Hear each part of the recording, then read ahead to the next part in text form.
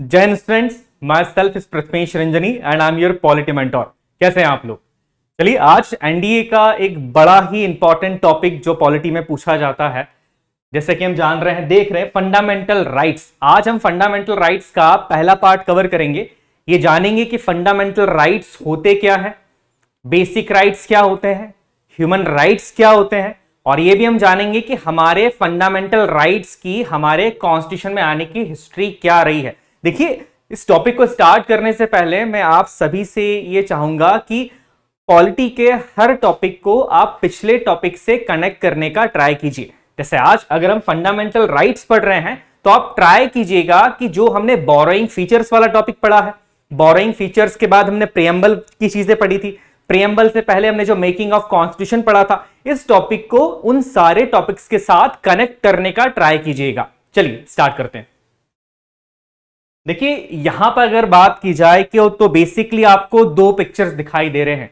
एक है हमारे किसान और यहां पर आप देख रहे हैं एक बिजनेसमैन को। यहां पर दोनों में एक सबसे बड़ा डिफरेंस आपको क्या दिख रहा है? बिल्कुल ऑब्वियसली आप जो सोच रहे हैं ये वही डिफरेंस है, फाइनेंशियल डिफरेंस। किसान आप देख रहे हैं खेत में काम कर रहे हैं, फाइनेंशियली कंडीशन इतनी अच्छी नहीं है, और यहीं पर हम एक बिजनेसमैन को देख रहे हैं जिनकी फाइनेंशियल कंडीशन अच्छी है, एक अच्छी ऑफिस के अंदर बैठे हैं, लैपटॉप के ऊपर काम कर रहे हैं। किसान हमारे मेहनत कर रहे हैं, देश के लिए अन्न उगा रहे हैं, बट स्टिल फाइनेंशियल कंडीशन की जब बात की जाती है तो दोनों का फाइनेंशियल स्टेटस अलग अलग है। बट क्या ऐसा होता है कि हमारी सरकार ने फाइनेंशियल कंडीशन को देखते हुए किसी पर्सन के राइट्स को बढ़ा दिया है या अधिकारों को बढ़ा दिया है? नहीं, ऐसा बिल्कुल नहीं है। जितने फंडामेंटल राइट्स हमारे किसान भाइयों के पास है, उतने ही फंडामेंटल राइट्स बिजनेसमैन के पास भी हैं, आपके पास भी हैं और मेरे पास भी हैं। चलिए आज इसी टॉपिक को गहराई से जानते हैं कि बेसिकली फंडामेंटल राइट्स होते क्या हैं। देखिए, फंडामेंटल राइट्स को जानने से पहले यह जानना जरूरी है कि राइट्स क्या होते हैं, अधिकार क्या होते हैं। नॉर्मली हम ये देखते हैं कि अधिकारों की जब भी बात की जाती है तो वहां पे कहीं ना कहीं अथॉरिटी आ जाती है। जैसे कहा जाता है कि मुझे जीने का अधिकार है, मुझे बात करने का अधिकार है, मुझे बोलने की स्वतंत्रता है, मुझे बोलने की आजादी है। तो नॉर्मली राइट्स को इस तरीके से डिफाइन किया जाता है कि कहीं ना कहीं किसी पर्सन की एक अथॉरिटी आ जाती है। अब बेसिकली अगर बात की जाए तो इन जनरल राइट्स दो टाइप के होते हैं। एक होते हैं ह्यूमन राइट्स। आपने कई बार सुना होगा कि ह्यूमन राइट्स का वायलेशन हो रहा है, बहुत सारी मूवीज के अंदर दिखाया जाता है कि किसी पर्सन के ह्यूमन राइट्स का वायलेशन हो रहा है। दूसरा इंपॉर्टेंट राइट की अगर हम बात करते हैं तो वो होता है फंडामेंटल राइट। चलिए सबसे पहले ह्यूमन राइट्स के बारे में थोड़ा सा जान लेते हैं कि ह्यूमन राइट्स क्या होते हैं। ये माना जाता है कि किसी इंसान ने अगर धरती पे जन्म लिया है, चाहे वो इंडिया में जन्म लिया हो, यूएसए के अंदर हो, अफ्रीका के अंदर हो, कहीं भी हो, ऑटोमेटिकली उसके पास कुछ अधिकार होते हैं। वो किसी भी कंट्री से बिलोंग करता है, किसी भी स्टेट से बिलोंग करता है, किसी भी कॉन्टिनेंट से बिलोंग करता है, उसके पास ये कॉमन राइट्स होते हैं। इन कॉमन राइट्स को ही ह्यूमन राइट्स कहा जाता है। ह्यूमन राइट्स मतलब मानव अधिकार, कि अगर आप मानव हैं, अगर आप इंसान हैं, आप ह्यूमन हैं, तो ऑटोमेटिकली आपके पास ये राइट्स आ जाते हैं। ये जरूरी नहीं है कि आप इंडिया के अंदर हैं तो आपकी ह्यूमन राइट्स कुछ बहुत अलग हो जाएंगे, या आप दूसरी किसी कंट्री के अंदर है, यूएसए के अंदर है या साउथ अफ्रीका के अंदर है, तो वहां आपकी ह्यूमन राइट्स बिल्कुल अलग हो जाते हैं। ह्यूमन राइट्स नॉर्मली एक कॉमन नेचर के होते हैं, जो कि यह माना जाता है कि हर इंसान को पैदा होते ही मिल जाते हैं। जैसे दो एग्जांपल की हमने बात करी है, राइट टू लाइफ की बात करते हैं, जीने का अधिकार, हर इंसान को जीने का अधिकार है। दूसरी हम बात करते हैं फ्रीडम फ्रॉम स्लेवरी, आप किसी को गुलाम बना के नहीं रख सकते हैं, गुलामी में ना जीने का अधिकार, सभी को फ्री रहने का अधिकार। तो ये तो हमारे नॉर्मल राइट्स होते हैं जिन्हें हम ह्यूमन राइट्स के बारे में जानते हैं, जो कि हर ह्यूमन को दिए जाते हैं। दूसरे अगर राइट्स की बात की जाए जो कि हमारे सिलेबस के लिए बड़े इंपॉर्टेंट है, these are the fundamental rights, आपके मौलिक अधिकार। अब देखिए, फंडामेंटल राइट्स और ह्यूमन राइट्स में चीजें कुछ डिफर करती हैं। ये जरूरी नहीं है कि जो फंडामेंटल राइट्स इंडियन कॉन्स्टिट्यूशन के अंदर लिए गए हैं, जो अधिकार इंडिया के लोगों को इंडिया के अंदर हैं, वही अधिकार यूएस के पर्संस को यूएस के अंदर होंगे या यूके के पर्सन को यूके के अंदर होंगे। हो सकता है कि वहां के फंडामेंटल राइट्स अलग हो, और हमारे फंडामेंटल राइट्स अलग हो। चलिए एक प्रॉपर डेफिनेशन से हम फंडामेंटल राइट्स को समझने की कोशिश करते हैं। What are the fundamental rights in the Indian constitution? देखिए यहां पर प्रॉपरली चीजें डिफाइन की गई हैं। Fundamental rights are a group of rights that have been recognised by the Supreme Court as requiring a high degree of protection from government encouragement। देखिए ये कहा जाता है कि फंडामेंटल राइट्स बेसिकली ऐसे राइट्स माने जाते हैं जो किसी अथॉरिटी के थ्रू आपको दिए जाते हैं। ऐसे अगर इंडिया की बात करें तो हमारे फंडामेंटल राइट्स को प्रोटेक्ट कौन करता है? Supreme court. हमारी जुडिशरी हमारे फंडामेंटल राइट्स को प्रोटेक्ट करती है। इस लाइन के अंदर यह कहा जा रहा है कि अगर आपके उस राइट्स का हनन होता है, अगर आपके उस राइट्स का वायलेशन किया जाता है, तो आप डायरेक्टली जुडिशरी के पास जा सकते हैं, आप डायरेक्टली सुप्रीम कोर्ट के पास जा सकते हैं कि मेरे इन राइट्स का वायलेशन हो रहा है। अब ये राइट्स का वायलेशन कौन कर रहा है? अगर खुद सरकार भी आपके राइट्स का वायलेशन करती है, अगर गवर्नमेंट भी आपके राइट्स का वायलेशन करती है, गवर्नमेंट मान लेते हैं कि कोई ऐसा रूल बना दिया गया है या कोई ऐसा रेगुलेशन बना दिया गया है जिससे कि आपका, मेरा या हमारे नॉर्मल सिटीजन्स के फंडामेंटल राइट्स का वायलेशन हो रहा है, तो हम इसके अगेंस्ट सुप्रीम कोर्ट में जा सकते हैं। व्हाई? बिकॉज ये हमारे मौलिक अधिकार हैं, सरकार भी इन अधिकारों को हमसे छीन नहीं सकती है। आई होप आपको समझ में आया होगा कि फंडामेंटल राइट्स और ह्यूमन राइट्स में क्या डिफरेंस है। पहला डिफरेंस ये बेसिकली माना जाता है कि ह्यूमन राइट्स जो है वो सारे ह्यूमंस को दिए जाते हैं, फंडामेंटल राइट्स हर कंट्री के स्पेसिफिक होते हैं, और फंडामेंटल राइट्स को प्रोटेक्ट करने के लिए कंट्री के अंदर एक रूलिंग बॉडी होती है, जैसे कि सुप्रीम कोर्ट, जुडिशरी। चलिए आगे इस टॉपिक को और समझते हैं। देखिए अब यहां पर अगर हम इंडियन कॉन्स्टिट्यूशन की बात करें तो हमारे कॉन्स्टिट्यूशन के अंदर हम सारे नागरिकों को फंडामेंटल राइट्स दिए गए हैं, मौलिक अधिकार दिए गए हैं। अब यहां पर अगर हम एनडीए एग्जाम की बात करें कि प्रीलिम्स में यहां से क्या क्या क्वेश्चन पूछे जा सकते हैं, मैंने लेक्चर के अंदर पहले ही बताया था, आपको याद होगा। बोरोइंग फीचर्स के अंदर हमने फंडामेंटल राइट्स किस कंट्री से अडॉप्ट करें, याद आ रहा है कुछ? बिल्कुल सही। यहां पर देखिए यूएसए।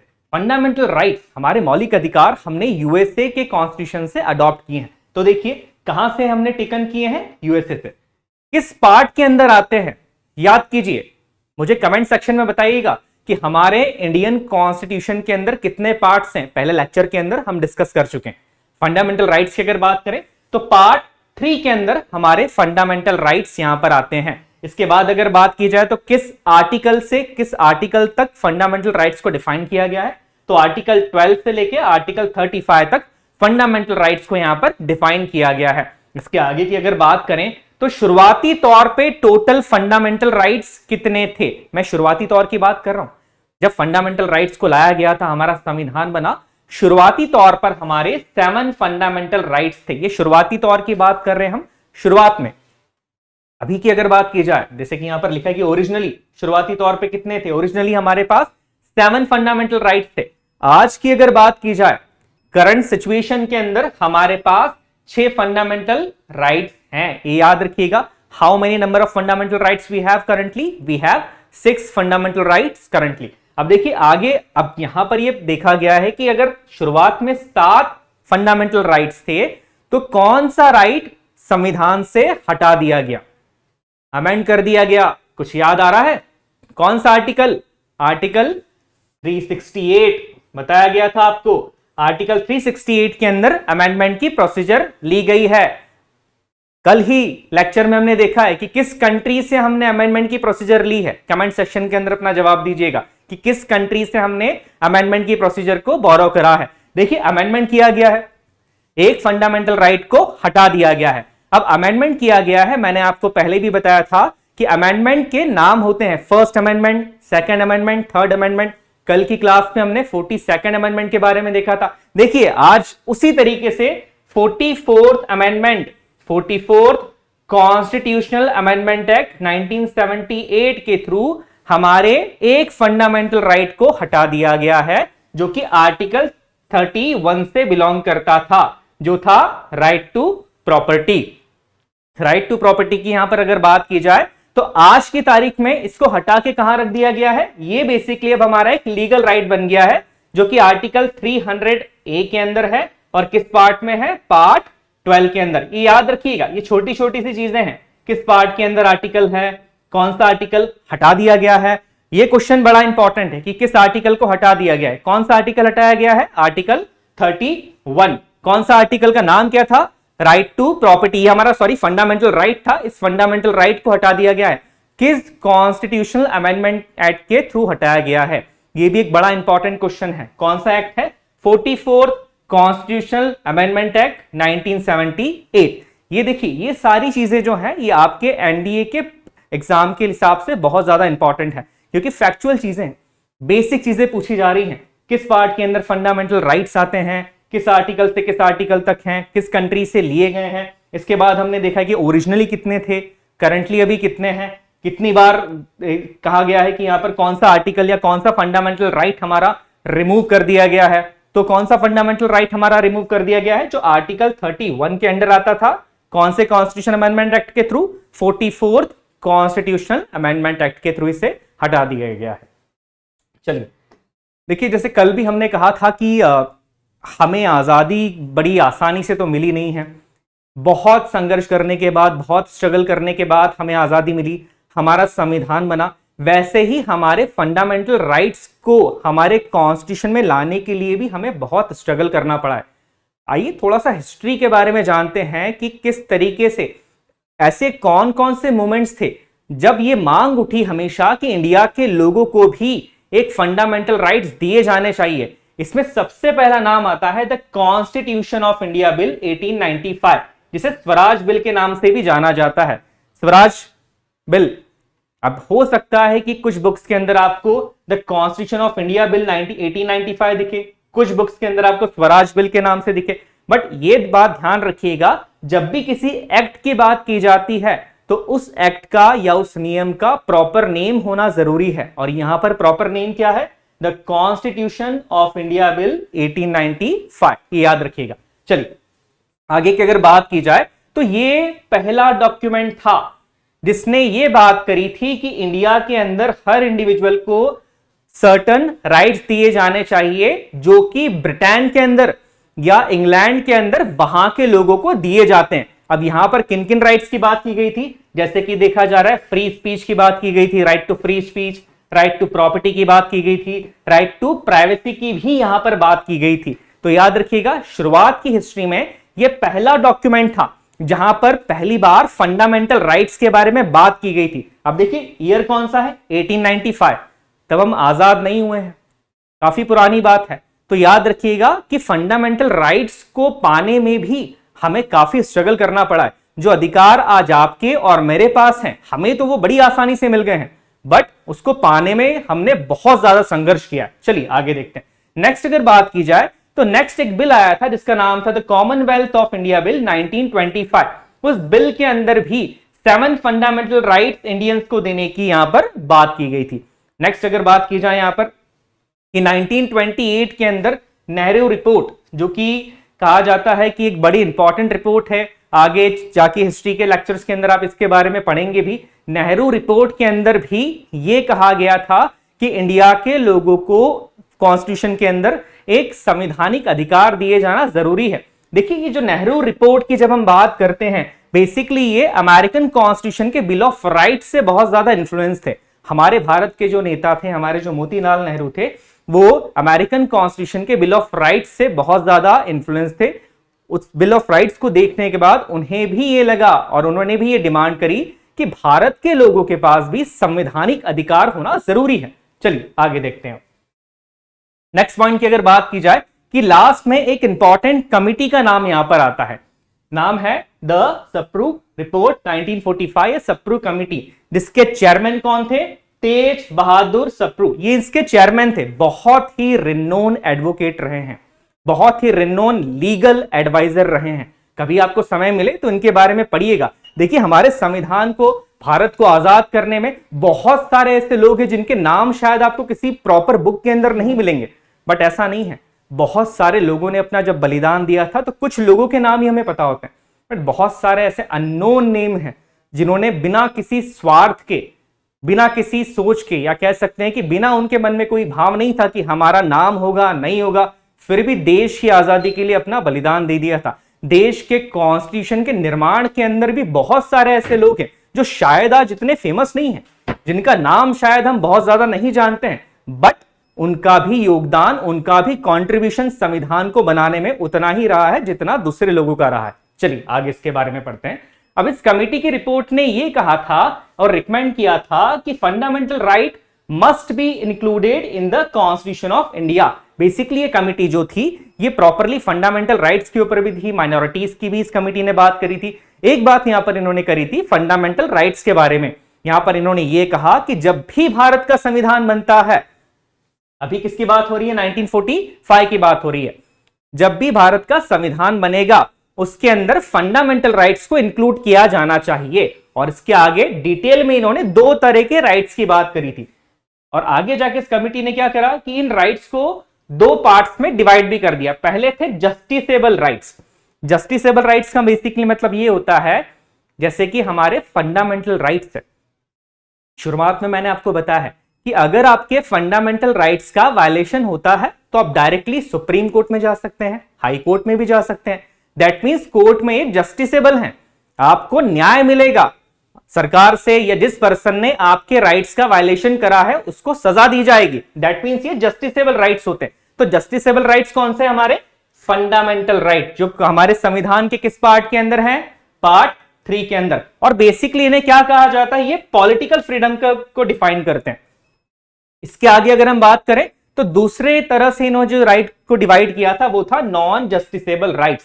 नॉन जस्टिसेबल राइट्स का मतलब ये होता है कि हाँ ये अधिकार आपको है तो सही, बट अगर आपके इन अधिकारों का हनन हो रहा है या आपको ये अधिकार नहीं मिल रहे हैं तो आप उसके अगेंस्ट कोर्ट के अंदर नहीं जा सकते, ये जस्टिसेबल नहीं होते। जैसे यहां पर अगर बात की जाए तो हम बात कर रहे हैं यहां पर डीपीएसपी। डीपीएसपी क्या होता है, directive principles of state, directive principles of state policy, जो कि हमारे कॉन्स्टिट्यूशन के पार्ट 4 के अंदर आता है। पार्ट 3 में क्या आ रहा है, फंडामेंटल राइट्स, पार्ट 4 के अंदर आ जाता है directive principle of state policies. आगे के लेक्चर में हम डीपीएसपी को भी कवर करेंगे।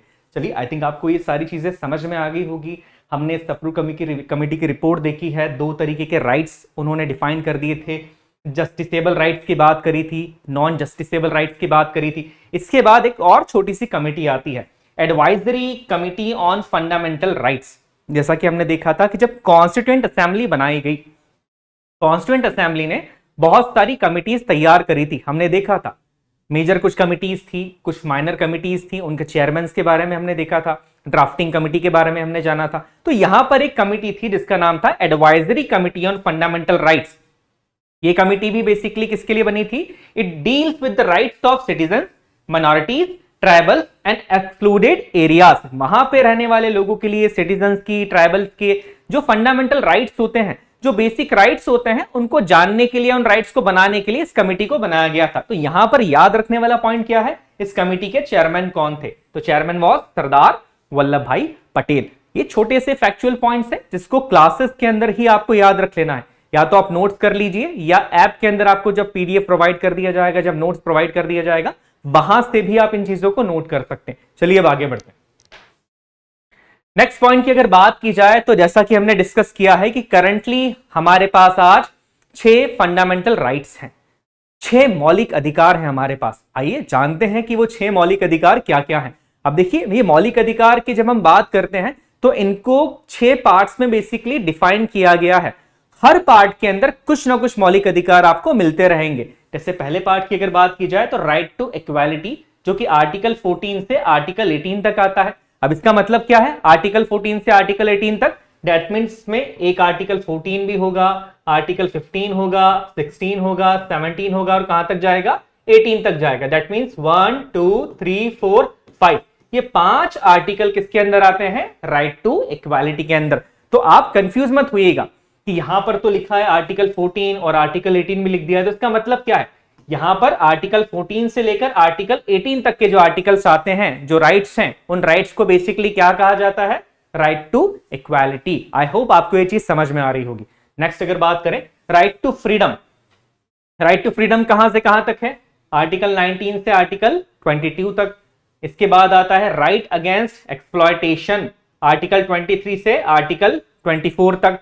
Right to freedom of religion article 25 से आर्टिकल 28 तक। इसके बाद cultural and educational rights article 29 से आर्टिकल 30 तक। और लास्ट में अगर बात की जाए तो राइट टू कॉन्स्टिट्यूशन रेमेडीज जो कि आर्टिकल 32 के अंदर आता है। चलिए नेक्स्ट अगर पॉइंट की यहां पर बात की जाए कि राइट टू इक्वालिटी की हम बात करते हैं, समानता का अधिकार है, राइट टू फ्रीडम की हम बात कर रहे हैं, राइट अगेंस्ट एक्सप्लॉयटेशन की बात करेंगे, right to freedom of religion की बात करेंगे, कल्चरल एंड एजुकेशन राइट्स की बात करेंगे, राइट टू कॉन्स्टिट्यूशन रेमेडीज की बात करेंगे। देखिए धीरे धीरे क्लासेस के अंदर ये जो फंडामेंटल राइट्स की हमारी क्लास है ये सिर्फ आज के लेक्चर में नहीं कंप्लीट हो सकती है, क्योंकि बहुत सारे राइट्स हैं, सारे राइट्स इंपॉर्टेंट हैं, सारे राइट्स को जानना जरूरी है। एज अ इंडियन या भारतीय होने के नाते हमें यह पता होना चाहिए कि हमारे राइट्स क्या क्या हैं, हमारे अधिकार संविधान ने हमें कौन कौन से दिए हैं। चलिए आइए इन अधिकारों को समझते हैं। नेक्स्ट अगर पॉइंट की बात की जाए तो यहां पर यह देखा जाता है कि फीचर्स ऑफ फंडामेंटल राइट्स, हमारे फंडामेंटल राइट्स के फीचर्स क्या क्या हैं, हमारे फंडामेंटल राइट्स की क्या क्या विशेषताएं हैं, उनकी विशेषताओं को भी जानना जरूरी है। देखिए ऐसे तो हमारे फंडामेंटल राइट्स, हमारा संविधान अपने आप में ही पूरा है, इसके सारे फीचर्स यूनिक हैं, हर चीज इसमें जो लिखी गई है, हमने देखा था बोरोइंग फीचर्स, जिस कंट्री से जो चीज अच्छी लगी वो हमने हमारे कॉन्स्टिट्यूशन के अंदर ले ली है। तो हमारा कॉन्स्टिट्यूशन ऑलरेडी यूनिक है, बट स्टिल हमारे फंडामेंटल राइट्स के भी कुछ फीचर्स हैं यहां पर। आइए उन फीचर्स को जानते हैं। पहला फीचर है प्रोटेक्टेड बाय द कॉन्स्टिट्यूशन। जैसा कि मैंने आपको बताया है कि हमारे फंडामेंटल राइट्स हमारे संविधान में लिखे गए हैं। क्या कहा था मैंने पहले, हमने क्लासेस में क्या पढ़ा है, सबसे सर्वोपरि कौन है, संविधान है। हमारा देश किसके हिसाब से चल रहा है, संविधान के हिसाब से चल रहा है। तो जो राइट्स हमें दिए गए हैं, जो अधिकार हमें दिए गए हैं, वो कहां पर दिए गए हैं, कॉन्स्टिट्यूशन में दिए गए हैं। इसका मतलब यह है कि ऐसा नहीं किया जा सकता कि कोई सरकार आती है और आपके इन अधिकारों को हटा देती है और फिर दूसरी सरकार इलेक्ट होकर आती है और फिर से आपके इन अधिकारों को हटा दिया जाता है। नहीं, ये नहीं है। ये राइट्स संविधान के अंदर दिए गए हैं, इन राइट्स को नॉर्मल तरीके से नहीं हटाया जा सकता है। तो इन राइट्स का प्रोटेक्शन कौन कर रहा है, किसके द्वारा प्रोटेक्टेड है, कॉन्स्टिट्यूशन के थ्रू प्रोटेक्टेड हैं। सेकंड चीज अगर बात की जाए, राइट्स आर जस्टिसेबल। अभी हमने समझा है जस्टिसेबल राइट्स क्या होते हैं। सप्रू कमेटी की रिपोर्ट दो टाइप में डिफाइन किया था, एक हमारे फंडामेंटल राइट्स, दूसरा हमारा DPSP, fundamental rights part 3, DPSP part 4। तो इसी तरीके से यहां पर देखिए बताया गया कि राइट्स आर जस्टिसेबल, कि अगर आपके इन राइट्स का हनन होता है, आपके इन राइट्स का कोई वायलेशन करता है या आपके अधिकारों का हनन किया जा रहा है, तो आप डायरेक्टली कोर्ट में जा सकते हैं, सुप्रीम कोर्ट में जा सकते हैं, हाई कोर्ट में भी जा सकते हैं। दैट मींस आपके जो राइट्स होते हैं जस्टिसेबल हैं, ये नॉन जस्टिसेबल नहीं होते हैं। इस पॉइंट को हमने ऑलरेडी शुरुआत में डिफाइन कर दिया है और बहुत अच्छे से समझा है। नेक्स्ट की अगर बात की जाए, सस्पेंशन ऑफ राइट्स। देखिए ऐसा नहीं है कि आपको फंडामेंटल राइट्स मिल गए हैं तो हमेशा राइट्स आपके पास रहेंगे। कई बार कंट्री के अंदर कुछ ऐसी सिचुएशंस आती है, इन सिचुएशन के अंदर आपसे आपके अधिकार छीन लिए जाते हैं। अब जैसे सिंपल सी अगर बात की जाए कि अगर इमरजेंसी का सिचुएशन है देश के अंदर कुछ इमरजेंसी लगी हुई है, नेशनल इमरजेंसी लगी है, तो ये माना जाता है कि ये राइट्स आपके सस्पेंड किए जा सकते हैं, है ना। हाँ, कुछ कंडीशंस के अंदर ये माना जाता है। जैसे आगे हम बात करेंगे कि एक आर्टिकल 20 की बात करेंगे, आर्टिकल 21 की जब बात करेंगे कि आर्टिकल 20 एंड 21 को छोड़ के बाकी सारी राइट्स जो हैं वो सस्पेंड कर दिए जाते हैं कुछ इमरजेंसी सिचुएशन के अंदर। ये सारी चीजें हम आगे क्लासेस में डिस्कस करेंगे, बट अभी यह बात ध्यान रखिएगा कि कुछ इमरजेंसी कंडीशंस ऐसी आती हैं जिसमें आपके इन फंडामेंटल राइट्स को सस्पेंड भी किया जा सकता है टेम्परेरी पीरियड ऑफ टाइम के लिए, कुछ समय के लिए आपके इन राइट्स को सस्पेंड किया जा सकता है। चलिए, आई होप आपको सारे फीचर्स यहां पर फंडामेंटल राइट्स के समझ में आ रहे होंगे। चलिए नेक्स्ट स्लाइड को आगे बढ़ाते हैं। अब यहां पर प्रॉपरली चीजों को डिफाइन करना जरूरी है, चीजों को समझना जरूरी है, चीजों को जानना जरूरी है। देखिए फंडामेंटल राइट्स की जब बात की जाती है, शुरुआत की स्लाइड्स में आप देखिएगा, हमारे एग्जाम के हिसाब से जो पॉइंट इंपॉर्टेंट है, जो राइट्स इंपॉर्टेंट है, वो शुरुआत होते हैं आर्टिकल 14 से। आर्टिकल 14 से लेकर आगे के पॉइंट्स तक हम इन सारे फंडामेंटल राइट्स को समझेंगे, जानेंगे कि बेसिकली ये राइट्स क्या होते हैं। तो शुरुआत हम कहां से कर रहे हैं, right to equality. Right to equality की जब हम बात करते हैं, समानता का अधिकार की हम जब बात कर रहे हैं, तो ये किस आर्टिकल से स्टार्ट होंगे? आर्टिकल 14 से स्टार्ट होते हैं और किस आर्टिकल तक जाते हैं? आर्टिकल 18 तक जाते हैं। चलिए देखते हैं राइट टू इक्वालिटी क्या होता है। देखिए यहां पर राइट टू इक्वालिटी, समानता का अधिकार, बहुत इंपॉर्टेंट पॉइंट है।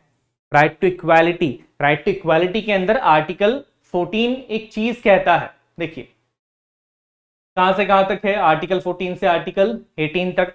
आर्टिकल 14 के अंदर लिखा है इक्वालिटी बिफोर लॉ, कानून के समक्ष समानता, कानून के लिए सारे लोग समान हैं, इक्वालिटी बिफोर लॉ। देखिए यहां पर एक पॉइंट भी डिफाइन किया गया है, रूल ऑफ लॉ, जो कि A.V. डाइसी ने इस कॉन्सेप्ट को दिया था। रूल ऑफ लॉ का मतलब यह होता है कि मान लीजिए एक व्यक्ति फाइनेंशियली बहुत अमीर है, दूसरा व्यक्ति फाइनेंशियली बहुत गरीब है, एक व्यक्ति किसी एक जेंडर से बिलोंग करता है, दूसरा व्यक्ति किसी और जेंडर से बिलोंग करता है, कानून की नजर में सब बराबर है। यही है रूल ऑफ लॉ, यही कहा जाता है रूल ऑफ लॉ, कि कानून की नजर में सारे लोग बराबर होते हैं। अब आप मुझे बताइए कि जब ये इक्वालिटी की हम बात कर रहे हैं तो आपको कुछ याद आ रहा है? मैंने टॉपिक की शुरुआत में कहा था कि आपको इन टॉपिक्स को दूसरे टॉपिक से कवर करना है, जो कि हमने शुरुआत में किए हैं।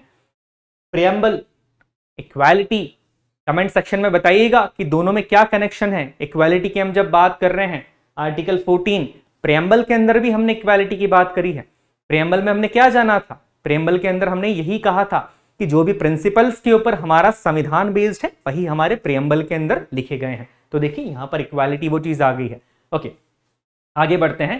राइट टू इक्वालिटी के अंदर पॉइंट ही कहा जाता है, आर्टिकल 14 में कहा गया है कि इक्वालिटी बिफोर लॉ, कानून की नजर में सारे लोग समान हैं, कानून किसी के साथ डिस्क्रिमिनेशन नहीं करेगा, कास्ट के बेस पे नहीं करते हैं, रिलीजन के बेस पे नहीं करेंगे, किसी भी बेस के ऊपर डिस्क्रिमिनेशन नहीं करेंगे। चलिए एक बार इन लाइंस को पढ़ लेते हैं, उसके बाद चीजों को डिस्क्राइब करेंगे। Article 14 of the Indian constitution of Indian provides that the state shall not deny to any person equality before the law or the equal protection of the laws in the territory of India।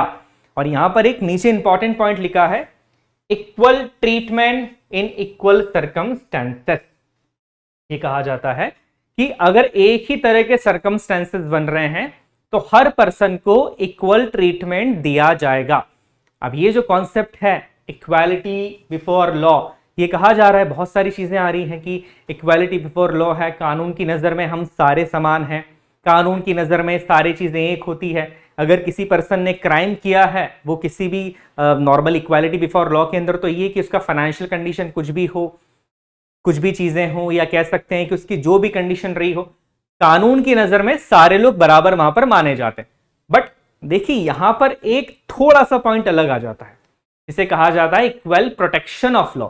Equal protection of law के अंदर basically ये माना जाता है, हम सभी भी जानते हैं कि हमारे देश में कुछ कानून या कुछ प्रिविलेज स्पेशल क्लासेस को दिए जाते हैं। वुमेन्स के लिए कोई कानून बना दिया है, चिल्ड्रंस के लिए कोई स्पेशल कानून बना दिया है। तो जब इक्वालिटी बिफोर लॉ है तो स्पेशल कानून यहां पर क्यों बनाए गए हैं? जैसे एक सिंपल सा एग्जाम्पल की अगर हम बात करें कि अगर कोई व्यक्ति क्राइम करता है, अगर कोई व्यक्ति क्राइम करता है, अगर वो एडल्ट है तो उसकी सजा अलग होती है, बट अगर वो एडल्ट नहीं है तो उसकी सजा अलग होती है। बट यहां पर तो हम क्या पढ़ रहे हैं? इक्वालिटी बिफोर लॉ, कि कानून की नजर में तो सब समान है। अब वो व्यक्ति की सिर्फ एज कम है तो उसकी सजा कम हो जाए, या दूसरे व्यक्ति ने जब क्राइम किया है तो उसकी एज ज्यादा है तो उसकी सजा जो है वो बढ़ा दी जाए, क्या ये इक्वालिटी बिफोर लॉ के अकॉर्डिंग होगी? देखिए तो यहां पर आपको कंफ्यूज नहीं होना है। ये माना जाता है कि सेम क्लास के पर्संस के साथ, सेम क्लास के लोगों के साथ सेम लॉ बनाए जा सकते हैं। जैसे नॉर्मली अगर बात की जाए कि अगर कोई पर्सन रिजर्व कैटेगरी से बिलोंग करते हैं, अगर कोई पर्सन रिजर्व कैटेगरी से बिलोंग कर रहे हैं, जैसे हम एसटीज की बात कर रहे हैं, एससी की बात करते हैं, तो यहां पर स्पेशल लॉ बनाए जाते हैं। इसीलिए हमारी कंट्री में एसटी एससी स्पेशल एक्ट्स बनाए गए हैं। Equality before law, equal protection of law, ये दोनों चीजें आपको थोड़ी सी यहां पर ध्यान रखनी है। चलिए आगे बढ़ते हैं। नेक्स्ट पॉइंट की अगर बात की जाए कि आर्टिकल 15 को हम देख लेते हैं। आर्टिकल 15 भी एक बड़ा इंपॉर्टेंट आर्टिकल है। देखिए नॉर्मली क्या होता है, एनडी एग्जाम के अंदर वो आपसे डायरेक्टली आर्टिकल पूछ सकते हैं कि इस आर्टिकल के अंदर क्या बताया गया है, ये आर्टिकल किस चीज से बिलोंग करता है, या पूछ लिया जाएगा कि प्रोहिबिशन ऑफ डिस्क्रिमिनेशन किस आर्टिकल के अंदर लिखा गया है। तो ये सारी चीजें आपको पता होनी चाहिए। यहां पर अगर बात की जाए तो आर्टिकल 15 कहता है प्रोहिबिशन ऑफ डिस्क्रिमिनेशन, आप किसी भी पर्सन के साथ भेदभाव नहीं कर सकते हैं, आप किसी भी पर्सन के साथ डिस्क्रिमिनेशन नहीं कर सकते हैं। किन भी चीजों के ऊपर डिस्क्रिमिनेशन नहीं कर सकते हैं, चलिए आगे बढ़ते हैं। The state shall not discriminate against any citizen on grounds only of religion, race, caste, sex, place of birth, or any of them. No citizen shall on grounds only of religion, race, caste, sex, place of birth, or any of them be subjected to any disability, liability, restriction or condition with regard to. ये माना जाता है कि जो governments हैं, even सरकार है, state है, वो किसी भी पर्सन के साथ सिर्फ इसलिए भेदभाव नहीं कर सकती है कि उसका जेंडर कुछ और है, उसका रिलीजन कुछ और है, उसका कास्ट कुछ और है। इस जगहों पे कहीं पर भी सरकार भेदभाव नहीं कर सकती है लोगों के साथ। डिस्क्रिमिनेशन नहीं किया जा सकता है कि जस्ट बिकॉज आपका जेंडर कुछ और है या आप किसी और रिलीजन से बिलोंग करते हैं तो आपके साथ डिस्क्रिमिनेशन किया जाए या भेदभाव किया जाए। चलिए इस पॉइंट को थोड़ा सा डिटेल में समझते हैं। अब यहां पर लिखा है कि access to shops, public restaurants, hotels and places of public entertainments और the use of wells, tanks, being roads and places of public restaurant maintain wholly और partially out of state funds of dedicated to the use of the general public. देखिए यहां पर ये कहा जा रहा है कि अगर कोई ऐसा प्लेस है, कोई ऐसी जगह है, जैसे हम पब्लिक प्लेस की बात करते हैं, होटल्स की हम बात कर रहे हैं, रेस्टोरेंट्स की बात करते हैं। मान लीजिए कि आपकी सिटी के अंदर एक होटल है, आप उस होटल के अंदर जाना चाहते हैं, आपसे होटल के अंदर जाने से पहले आपका नाम पूछा जा रहा है, आपकी कास्ट पूछी जा रही है, आपका रिलीजन पूछा जा रहा है, और जस्ट बिकॉज आपके रिलीजन, कास्ट और नेम के बेस पर वो होटल का ऑनर आपको अंदर आने से मना कर देता है। वो मना कर देता है कि नहीं, आप इस कास्ट से बिलोंग करते हैं या आप इस रिलीजन से बिलोंग करते हैं तो आप होटल के अंदर नहीं आ सकते। ये होता है डिस्क्रिमिनेशन। आर्टिकल 15 ये कहता है कि अगर कोई पर्सन किसी पर्सन की कास्ट को लेके, जेंडर को लेके, रेस को लेके अगर डिस्क्रिमिनेशन करता है तो वो बेसिकली उसके फंडामेंटल राइट्स का वायलेशन कर रहा है, ये आपके मौलिक अधिकारों का उल्लंघन है। और मैंने आपको अभी बताया है मौलिक अधिकारों का उल्लंघन दैट मींस ये जस्टिसेबल है। आप डायरेक्टली सुप्रीम कोर्ट के अंदर जा सकते हैं कि आपके मौलिक अधिकारों का हनन किया जा रहा है। तो यहां पर किसी भी इंस्टीट्यूशन को यह अथॉरिटी नहीं दी गई है कि वो लोगों के साथ कास्ट के ऊपर, जेंडर के ऊपर डिस्क्रिमिनेशन करे। चलिए आगे देखते हैं। अब देखिए यहां पर फिर कंफ्यूजन होता है कि सर कई बार डिस्क्रिमिनेशन किया जाता है, प्रिविलेज दे दिया जाता है, चीजें डिफाइन कर दी जाती है और ये कहा जाता है कि किसी सेक्शन को स्पेशल प्रिविलेज दिया गया है। देखिए यहां पर आपको समझने की जरूरत है इक्वालिटी और इक्विटी दोनों के अंदर एक बहुत ज्यादा डिफरेंस होता है। इक्वालिटी का मतलब होता है सभी को एक जैसा ट्रीट करना। चलिए इस चीज को समझते हैं। मान लीजिए 2-3 लोग हैं यहां पर, पर्सन ए है, बी है और सी है।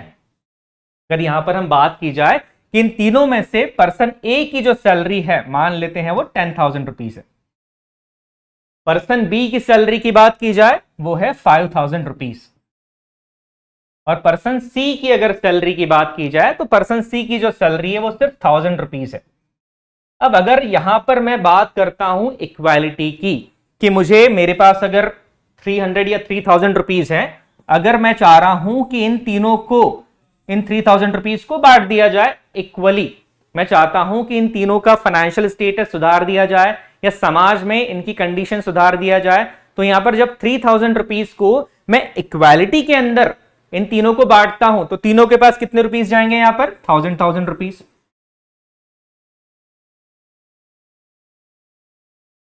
बट यहां पर शायद डिस्क्रिमिनेशन हो रहा है। जिस पर्सन की सैलरी ऑलरेडी 10,000 है, मान लेते 10,000, तो बहुत पुराना टाइम है, 10,000 बहुत ज्यादा सैलरी, अभी की हम बात नहीं कर रहे, मान लेते पुराना टाइम है, उस पर्सन को क्या इन 1,000 रुपीज की जरूरत होगी? नहीं, उसको जरूरत नहीं है, वो ऑलरेडी फाइनेंशियली स्टेबल है। जो दूसरा पर्सन है, पर्सन बी, जिसकी सैलरी 5,000 रुपीज है, उसको भी शायद 1,000 रुपीज की जरूरत नहीं है। वहां पर आप अगर उसको 500 रुपीज भी देंगे तो भी चल जाएगा, बट जो पर्सन सी है जिसकी सैलरी सिर्फ 1000 रुपीज है, ये पॉसिबल है कि जब हम ये 3000 रुपीज दे रहे थे तो ये पूरे 3000 रुपीज हमें इस पर्सन सी को दे देने चाहिए, और इसे कहा जाता है इक्विटी। समाज के अंदर इस सी पर्सन को भी इस ए पर्सन के लेवल में लेके आ जाना, इसे कहा जाता है इक्विटी। तो देखिए आगे से अगर आपको ये लगता है कि डिस्क्रिमिनेशन किया जा रहा है, चीजों को अलग अलग तरीके से लिया जा रहा है, तो आप ये इक्वालिटी और इक्विटी वाला कॉन्सेप्ट को थोड़ा सा ध्यान रखिएगा कि समाज के कुछ सेक्शंस ऐसे होते हैं जिन्हें हमें ऊपर उठाने की जरूरत है। हो सकता है कि जितनी सुविधाएं जो आपको मिल रही है उतनी उन्हें नहीं मिली है पास्ट के अंदर, तो समाज के सेक्शन को एक बराबरी के लेवल के ऊपर लाने के लिए हमें इक्विटी की जरूरत है। चलिए आगे इस पॉइंट्स को और समझते हैं।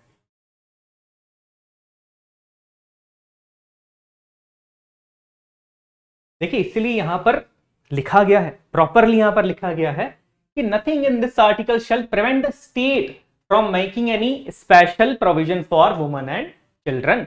यहां पर आर्टिकल 15 के अंदर डिस्क्रिमिनेशन की हम बात कर रहे हैं, ये चीजें इक्वालिटी की भी बात कर रहे हैं, डिस्क्रिमिनेशन के बारे में भी बात कर रहे हैं, बट यहां पर ये भी कहते हैं कि इस आर्टिकल के अंदर ऐसी कोई भी चीज नहीं है जो सरकार को रोकती है स्पेशल लॉ बनाने से। किसके लिए? वुमेन्स के लिए और चिल्ड्रंस के लिए। इसके बाद यहां पर क्या कहते हैं कि नथिंग इन दिस आर्टिकल और in clause 2 of article 29 shall prevent the state from making any special provisions for the advancement of any socially and educationally backward classes of citizens or for the scheduled caste and scheduled tribes। कि देखिए इस article का मतलब ये नहीं है कि अब आप डिस्क्रिमिनेशन या कह सकते हैं कि भेदभाव नहीं कर रहे। भेदभाव हमेशा नेगेटिव में नहीं लिया जाता है, पॉजिटिव में लिया जाता है। हो सकता है कि आप किसी क्लास को प्रिविलेज देना चाहते हो, किसके लिए? इक्विटी के लिए। इक्वालिटी की हम बात नहीं कर रहे, इक्विटी के लिए प्रिविलेज देना चाहते हैं। तो यहां पर याद रखिएगा कि ये सेक्शन आर्टिकल 15 जो है वो स्टेट्स को रोक नहीं सकता है। अगर किसी समाज को या किसी क्लास को एक प्रॉपर लेवल के ऊपर सोसाइटी में लाया जाना चाहता है या लाया जाया जा रहा है, तो ये आर्टिकल उसे मना नहीं कर रहा है या स्टेट को रोकता नहीं है कानून बनाने से कि आप स्पेशल प्रोविजंस मत बनाइए इस सोसाइटी के लिए या इस कास्ट के लिए। आई होप आपको ये पॉइंट समझ में आया होगा। चलिए आगे समझते हैं। नेक्स्ट अगर यहां पर बात की जाए तो article 16 equality of opportunity in matters of public employment. देखिए ये जितने भी आर्टिकल्स आप देख रहे हैं, आप इन आर्टिकल्स के एटलीस्ट नाम याद रखिएगा। नाम याद रखना जरूरी होता है। एनडीए के अंदर फैक्चुअल क्वेश्चंस का एडवांटेज हमेशा, वेटेज जो है वो हमेशा से थोड़ा ज्यादा ही रहा है, तो आप इन फैक्चुअल चीजों को भी ध्यान रखिएगा। चलिए आगे समझते हैं ये क्या कहना चाह रहे हैं। There shall be equality of opportunity for all citizens in matters relating to employment or appointment to any office under the state. No citizen on grounds only of religion, race, caste, sex, place of birth, residence or any of them be ineligible for or discriminated against in respect or any employment or office under the state. देखिए यहां पर क्या कह रहे हैं कि सभी लोगों को इक्वल अपॉर्चुनिटी दी जाएगी। जितने भी लोग हैं स्टेट के अंदर, जितने भी लोग हैं देश के अंदर, उनको एम्प्लॉयमेंट्स में, जॉब के अंदर इक्वल अपॉर्चुनिटी दी जाएगी। उनके साथ बेसिकली भेदभाव नहीं किया जाएगा, रेस के आधार पर नहीं किया जाएगा, जैसे यहां पर लिखा है कास्ट के आधार पर नहीं किया जाएगा, डिस्क्रिमिनेशन नहीं किया जाएगा, जेंडर के आधार पर डिस्क्रिमिनेशन नहीं किया जाएगा, है ना। आई नो अब ये सोच के बड़ा दिमाग में आ रहा होगा कि नहीं ऐसा तो नहीं है, ये तो हो रहा है। जॉब्स के अंदर भी कई बार रिजर्वेशंस दिया जाता है, तो फिर वही बात आपको याद रखनी है जो मैंने आपको बताई थी। देखिए अगेन वही पॉइंट आ गया, nothing in this article shall prevent parliament from making any law prescribe in regard to the class और क्लासेस ऑफ एम्प्लॉयमेंट और appointment to an office under the government of और एनी लोकल और other authority within state और union territory, any requirement as to residence with the state और union territory period to such employment और appointment. Next point देखिए, nothing in this article shall prevent the state from making any provision for the reservation of appointments और post in favour of any backward class of citizen which in the opinion of the state is not adequately represented in the service under the state। देखिए वही सारी बातें आ गई हैं, वही चीजें हैं। कौन सी वाली? इक्विटी वाली, कि अगर हो सकता है कि किसी स्टेट के अंदर किसी क्लास का रिप्रेजेंटेशन सरकारी नौकरियों में ज्यादा नहीं हो, वहां पर उस कास्ट का रिप्रेजेंटेशन सरकारी नौकरियों में ज्यादा नहीं है, परसेंटेज कम है, तो यहां पर हो सकता है कि आरक्षण दिया जाए या रिजर्वेशन यहां पर दिया जाए। आई होप आपको ये पॉइंट समझ में आया होगा। एग्जाम पॉइंट ऑफ व्यू से आपको क्या याद रखना है, article 16 equality of opportunity in matters of public employment. चलिए नेक्स्ट पॉइंट देखते हैं, अबोल्यूशन ऑफ अनटचेबिलिटी। सबसे इंपॉर्टेंट आर्टिकल है ये बहुत ही ज्यादा इंपॉर्टेंट आर्टिकल है, बहुत सारे एग्जाम्स के अंदर पूछा गया है, बहुत सारी गवर्नमेंट एग्जाम्स के अंदर पूछा गया है, तो आप याद रखिएगा इस आर्टिकल को आपको बाय हार्ट याद कर लेना है, बहुत इंपॉर्टेंट आर्टिकल है। चलिए समझते हैं हम इस आर्टिकल में बेसिकली किस बारे में बात कर रहे हैं। यहां पर कहा गया है untouchability is abolished and it's practice in any form is forbidden, the enforcement of any disability arising out of untouchability shall be an offense punishable in accordance with law। बहुत ही सेंसिटिव सब्जेक्ट है untouchability, छुआछूत, भेदभाव, discrimination. ये देखा गया है कि काफी पुराने टाइम से इंडिया के अंदर ये एविल प्रैक्टिस बनी हुई थी। एक ऐसे लॉ की जरूरत थी, एक ऐसे कानून की जरूरत थी जो हर सिटीजन को दिया जाए, और वो कानून क्या थे, हमारे फंडामेंटल राइट्स, हमारा मौलिक अधिकार। यहां पर प्रॉपरली ये कहा गया है कि अगर आप किसी पर्सन के साथ छुआछूत का भेदभाव करते हैं जस्ट बिकॉज कास्ट के आधार पे, तो ये उसके मौलिक अधिकारों का हनन है, और मौलिक अधिकारों का हनन है दैट मीन्स ये जस्टिसेबल है। देखिए ये बहुत ही इंपॉर्टेंट पॉइंट है, एक बहुत ही सेंसिटिव सब्जेक्ट है। धीरे धीरे ये डिस्क्रिमिनेशन कम किया जा रहा है। एज अ नेशन हमने बहुत प्रोग्रेस करी है, चीजें हमने, हमारे नेशन के अंदर बहुत सारी प्रथाएं ऐसी थी जो कि ठीक नहीं थी, जैसे सती प्रथा की हम बात करते हैं, वो भी ठीक नहीं थी। यहां पर हम छुआछूत की बात कर रहे हैं, भेदभाव की बात कर रहे हैं, बट हमने हमारे नेशन को डेवलप करा है। देखिए इससे मैंने पिछली क्लास में भी कहा था कि आपको अगर कुछ चीजें सीखनी है तो अपने देश से सीखिए, अपने संविधान से सीखिए, अपने इतिहास से सीखिए। अपने आप को इंप्रूव करना बहुत ज्यादा जरूरी होता है ना। जैसे फौज में कहा जाता है, एक चीज होती है फौज के अंदर कि आप जरूरी नहीं है कि आपके अंदर 100% इंप्रूवमेंट हो रहा है, अगर आपके अंदर 0.1% इंप्रूवमेंट हो रहा है वो भी चलता है, बट वो इंप्रूवमेंट रोज होना चाहिए, ग्रेजुअली इंप्रूवमेंट जरूरी होता है ना। वो कछुए और खरगोश वाली कहानी याद रखिएगा। चलिए आगे देखते हैं। यहां पर लिखा है कि प्रीचिंग अनटचेबिलिटी डायरेक्टली और इनडायरेक्टली। आप डायरेक्टली अगर अनटचेबिलिटी करते हैं, डायरेक्टली का मतलब है कि किसी पर्सन को आप उसके कह सकते हैं कि उससे होटल में आने से मना कर रहे हैं जस्ट बिकॉज ऑफ उसकी कास्ट के हिसाब से, या उस तरीके का भेदभाव कर रहे हैं, आपका बिहेवियर इस तरीके से है। इनडायरेक्टली का मतलब है कि अगर आप बोलते भी हैं, आप अब्यूसिवली अगर यूज करते हैं, ये भी अनटचेबिलिटी के अंदर ही आता है। इसका मतलब भी ये होता है कि आप उस पर्सन के मौलिक अधिकारों का हनन कर रहे हैं। चलिए आगे देखते हैं क्या लिखा है। Preventing any person from entering any shop, जैसे मैंने बताया है कि किसी पर्सन को आप शॉप में आने से मना कर रहे हैं, पब्लिक प्लेस के अंदर आने से मना कर रहे हैं, होटल के अंदर आने से मना कर रहे हैं, या प्लेस ऑफ पब्लिक एंटरटेनमेंट। क्या मतलब है इसका, प्लेस ऑफ पब्लिक एंटरटेनमेंट का, मॉल्स की हम बात कर रहे हैं, थिएटर्स की बात कर रहे हैं, बट यहां सबसे इंपॉर्टेंट वर्ड क्या है, प्लेस ऑफ वर्शिप। अगर आप किसी पर्सन को प्लेस ऑफ वर्शिप, मंदिर के अंदर आने से मना करते हैं, या कह सकते हैं कि जहां पर भी पूजा पाठ की जाती है, आप किसी पर्सन को अगर वहां आने से मना करते हैं या रोकते हैं जस्ट बिकॉज कि वो किसी पर्टिकुलर कास्ट से बिलोंग करते हैं, तो ये उस पर्सन के फंडामेंटल राइट्स का हनन है। ये याद रखिएगा, है ना। सिंपल सी आप बात समझिए, हम सभी इंसान हैं, हम सभी एक जैसे हैं, सभी को भगवान ने ही बनाया है। तो ये अनटचेबिलिटी चीज जैसी चीज जो है वो शायद बिल्कुल भी, शायद क्या, होनी ही नहीं चाहिए। ये चीज समाज में नहीं होनी चाहिए। समाज के अंदर जो बुरी चीजें हैं उसको निकालना आपकी और मेरी जिम्मेदारी है। आज आप एक एनडीए की तैयारी कर रहे हैं, नेशनल डिफेंस एकेडमी की तैयारी कर रहे हैं, उससे पहले आपको एक अच्छा इंसान बनना जरूरी है।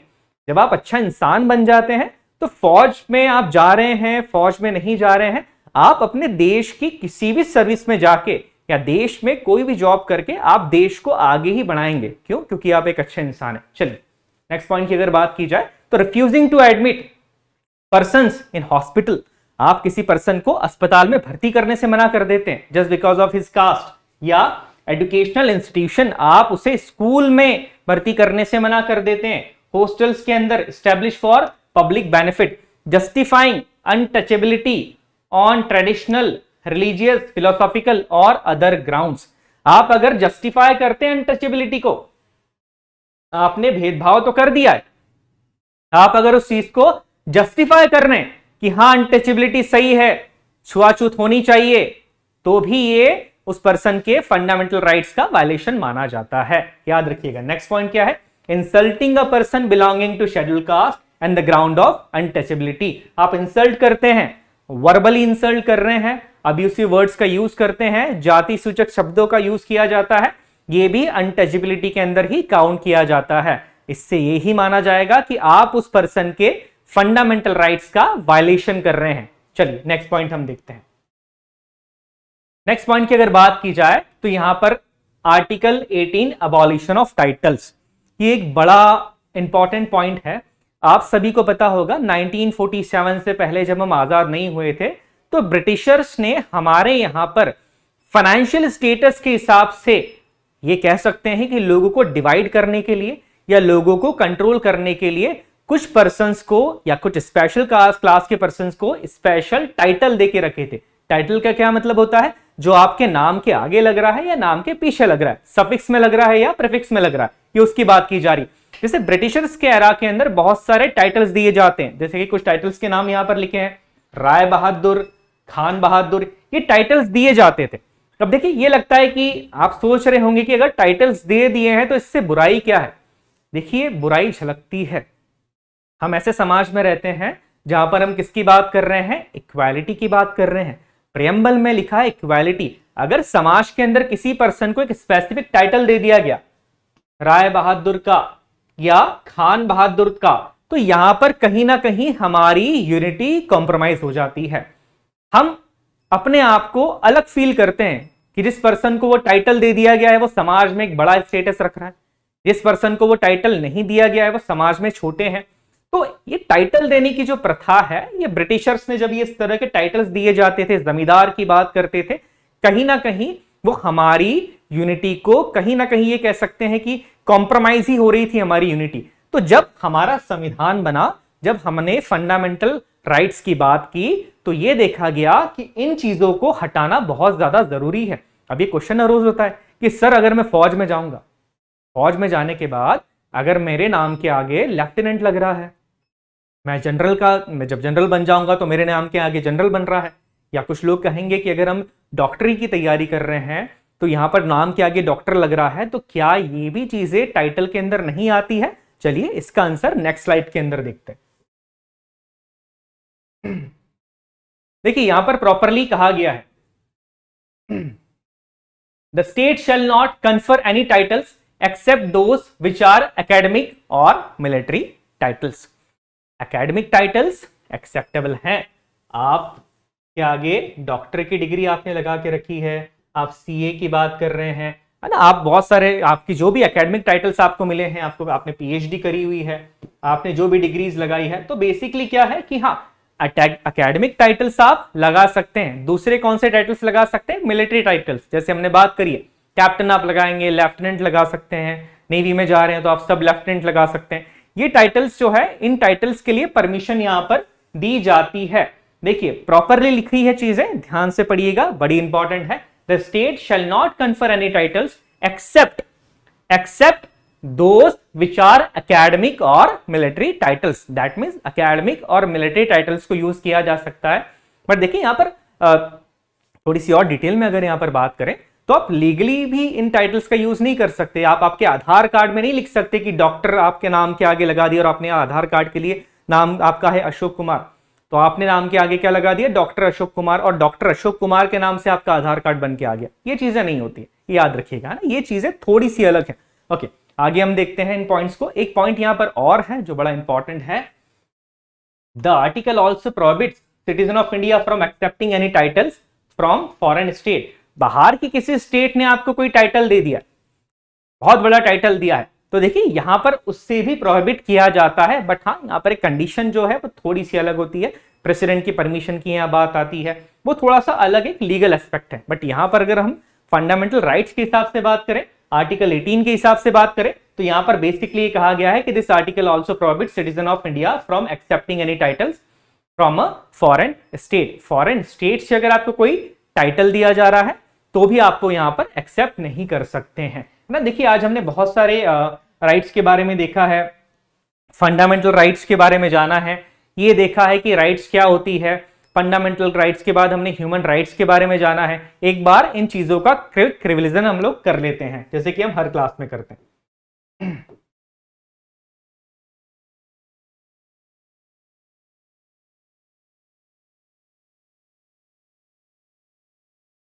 देखिए टाइप ऑफ राइट्स हमने देखे, ह्यूमन राइट्स। ह्यूमन राइट्स कौन से होते हैं? हर इंसान के एक अधिकार होते हैं जिन्हें मानव अधिकार भी कहा जाता है। वो सारे राइट्स हो जाएंगे आपके ह्यूमन राइट्स। दूसरे राइट्स की बात करें तो फंडामेंटल राइट्स, जो कि लीगली हमें मिले हुए हैं, हमारे संविधान के अंदर हमें मिले हुए हैं। इसके बाद अगर फैक्चुअल पॉइंट्स की यहाँ पर बात की जाए तो क्या ध्यान रखना है, किस पार्ट के अंदर है? पार्ट 3 के अंदर है। किस आर्टिकल से किस आर्टिकल तक आ रहे हैं? आर्टिकल 12 से 35 तक आते हैं। कहां से हमने लिए हैं? यूएसए से हमने लिए हैं। ओरिजिनली कितने थे? 7 है। टोटल राइट्स करंटली अभी कितने हैं? टोटल 6 है। कौन सा राइट जो है वो रिमूव कर दिया गया था? राइट टू प्रॉपर्टी, जो कि आर्टिकल 31 के अंदर आता था, उससे रिमूव कर दिया गया है। और किस अमेंडमेंट के थ्रू डिलीट किया गया है यहां पर? तो 44th कॉन्स्टिट्यूशनल अमेंडमेंट एक्ट 1978, और उसे एक लीगल राइट बना दिया गया है, जो कि आर्टिकल 300A के अंदर यहां पर आता है। चलिए नेक्स्ट अगर हमने पॉइंट्स की बात की जाए तो हमने ये देखा है कि फंडामेंटल राइट्स को इंडिया में लाने के लिए, या फंडामेंटल राइट्स जब इंडिया में लाए गए तो हमारी हिस्ट्री क्या रही है, कौन कौन सी प्रोसेस से गुजरना पड़ा है। जहां पर हमने कॉन्स्टिट्यूशन ऑफ इंडिया बिल 1895 के बारे में बात करी, the Commonwealth of India bill 1925 के बारे में बात करी, द नेहरू रिपोर्ट के बारे में हमने बात करी 1928 की जो थी। इसके बाद अगर हम बात करें द सप्रा रिपोर्ट 1945 की हमने बात करी। ये रिपोर्ट थोड़ी सी इंपॉर्टेंट है, आपको नाम याद रखना है। आप जब एनडीए का एग्जाम दे रहे हैं तो आपको सिर्फ इस कमेटी का नाम याद रखना है ना। आगे लेक्चर के अंदर हम एक क्लासेस हमारी होगी जहां पर हम मेजर कमिटीज के बारे में बात करेंगे, मेजर आर्टिकल्स के बारे में बात करेंगे, मेजर कॉन्स्टिट्यूशनल अमेंडमेंट्स के बारे में बात करेंगे। इसके बाद हमने बात करी थी advisory committee on fundamental rights. कौन थे चेयरमैन? सरदार वल्लभ भाई Patel.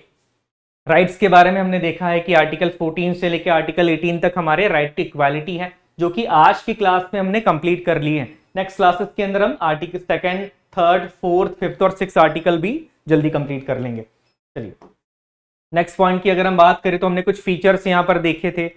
Article right to equality के बारे में हमने बात करी थी। दैट मीन्स ये है कि आज की क्लासेस के अंदर हमने हमारे फंडामेंटल राइट्स के बारे में जान लिया है कि फंडामेंटल राइट्स हमारे है क्या। देखिए मैंने पहले भी कहा है, ये राइट्स की क्लासेस जब तक चल रही है आपको प्रॉपरली इन पॉइंट्स को समझना है, क्योंकि ये एक बड़ा ही इंपॉर्टेंट टॉपिक है। एनडीए के एग्जाम के अंदर ये टॉपिक को प्राइमरी पूछा जाता है। एक बार टॉपिक के कंप्लीट हो जाने के बाद इस टॉपिक से जुड़े हुए सारे क्वेश्चंस को हम करना स्टार्ट कर देंगे कि कौन से क्वेश्चन प्रीवियस ईयर में पूछे गए हैं, कौन से क्वेश्चन आगे एग्जाम्स के अंदर आ सकते हैं। क्योंकि मेजरली देखिए ये चीज आपको जानना है कि कुछ टॉपिक्स जो हैं पॉलिटी के अंदर वो एनडीए के लिए बहुत ज्यादा इंपॉर्टेंट है। उन टॉपिक्स को बड़े अच्छे से करना और प्रॉपर तरीके से डिफाइन करना यहां पर जरूरी है। चलिए तो आज का लेक्चर हम यहीं पे ओवर करते हैं। नेक्स्ट लेक्चर के अंदर फंडामेंटल राइट्स का पार्ट 2 हम स्टार्ट करेंगे और समझेंगे कि आगे हमारे क्या क्या राइट्स हैं। तब तक के लिए जय हिंद।